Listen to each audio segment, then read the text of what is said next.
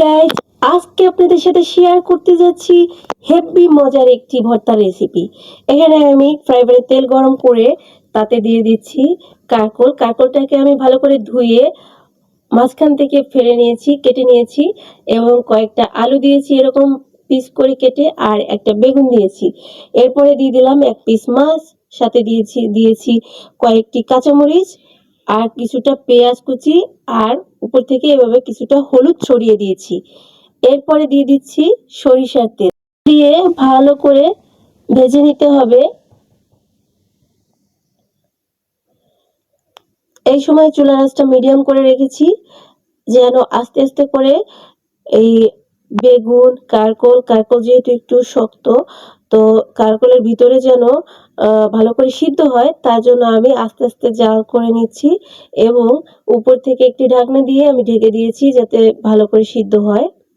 দেখুন, মাঝখানে আমি এটাকে উল্টিয়ে মাছটাকে এপিট ওপিট করে ভেজে দিয়েছিলাম, আর অন্য সবজিগুলোকে আমি এখন উল্টিয়ে ভেজে নিচ্ছি। দেখুন, কারকলটা ভালো করে ভাজা ভাজা হয়েছে এক পাশে, অপর পাশটাও আমি এরকম করে ভেজে নেব।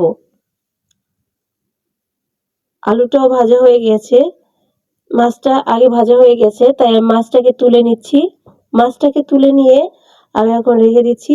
এরপরে নিচ্ছি বেগুনটা ভাজা হয়ে গেছে। এরপরে পেঁয়াজটুকু তুলে নিচ্ছি।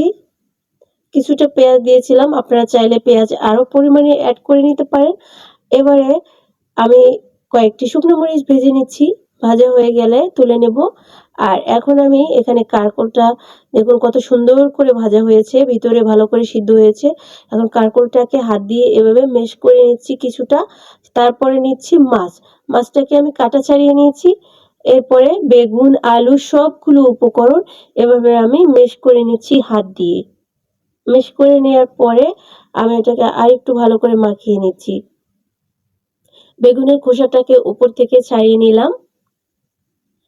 এরপরে সেই ভেজে রাখা কাঁচা মরিচ এবং কাঁচা পেঁয়াজটাকে আমি এর শুকনো মরিচের সাথে ভালো করে ভেঙে চুরে মাখিয়ে নিচ্ছি, একটু ভর্তা তৈরি করে নিচ্ছি। এরপরে মেশ করে রাখা বাকি উপকরণের সাথে মাখিয়ে ভালো করে মিশিয়ে নিচ্ছি।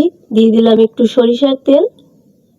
এবারে ভালো করে মাখিয়ে নিলেই তৈরি হয়ে যাবে ভর্তা।